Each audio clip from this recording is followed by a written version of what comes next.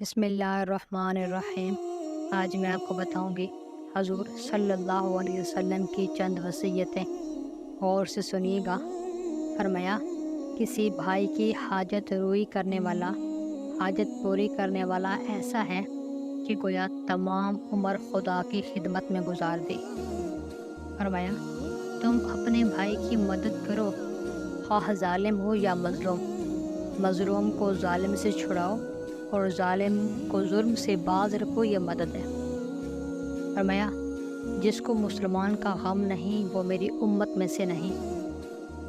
فرمایا، اللہ تعالیٰ کے نزدیک اس سے بڑی کوئی عبادت نہیں کہ تو کسی مسلمان بھائی کا دل خوش کرے جائز کاموں میں۔ فرمایا، شرک کے بعد بدترین گناہ اللہ کی مخلوق کو تکلیف پہنچانا ہے۔ فرمایا، ایمان کے بعد افضل ترین نیکی اللہ کی مخلوق کو آرام پہنچانا ہے۔ فرمایا، جب دو مسلمان ملتے ہیں تو 69 نیکیاں ملتی ہیں اس کو جو زیادہ گرم جوشی سے ملے، دوسرے کو ایک ملتی ہے۔ فرمایا، ہمسائیگی کا حق چاروں طرف 40 گھروں تک ہے۔ فرمایا، جو اللہ پر اور قیامت پر یقین رکھتا ہو اسے کہہ دو کہ پڑوسی کی تکریم کرے، عزت کرے۔ فرمایا، پڑوسی کو ستانے والا دوزخی ہے، اگرچہ تمام رات عبادت کرے اور تمام دن روزہ دار رہے۔ فرمایا، تو بوڑھوں کی تعظیم کر، خدا نوجوانوں کو توفیق دے گا کہ وہ تیرے بڑھاپے میں تیری تعظیم کریں گے۔ فرمایا، جو نرمی سے محروم ہو وہ نیکی سے بالکل محروم رہا۔ فرمایا، دو نعمتیں ہیں جن میں اکثر لوگ نقصان اٹھاتے ہیں، ایک تندرستی، دوسرا فراغت۔ تندرستی کو نعمت نہیں سمجھتے، فراغت کو نہیں سمجھتے نعمت۔ فرمایا، ایمان کے 2 اجزاء ہیں، ایک صبر، دوسرا شکر۔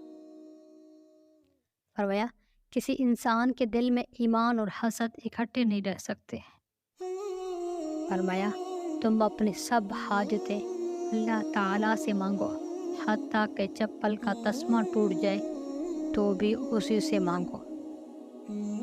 فرمایا، میری کمر 2 آدمیوں نے توڑ دی، ایک جاہل عابد نے، دوسرے دین کو ہلکا سمجھنے والے حاکم نے۔ فرمایا، اگر کوئی بندہ مشرق میں مارا جائے اور دوسرا مغرب میں اس کے قتل پر راضی ہو تو وہ دوسرا بھی قتل میں شریک ہوگا۔ فرمایا، جو چیز اولاد کے لیے بازار سے لائے پہلے بیٹی کو دے پھر بیٹے کو۔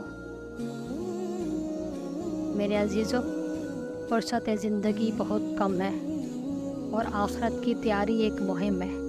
کوشش کریں کہ اپنے اوقات کو یاد الہی کے عطر سے معطر رکھیں۔ یہاں کا معاملہ تو نہیں بھی جائے گا، اللہ تعالیٰ روز محشر سرخرو فرمائے۔ آمین۔ ایک شعر ہے، یہاں ایسے رہے کہ ویسے رہے، دیکھنا ہے کہ وہاں کیسے رہے۔ اللہ تعالیٰ ہمیں وہاں کی کامیابی نصیب فرمائے۔ آمین۔ مجھے دعاؤں میں یاد رکھیے گا۔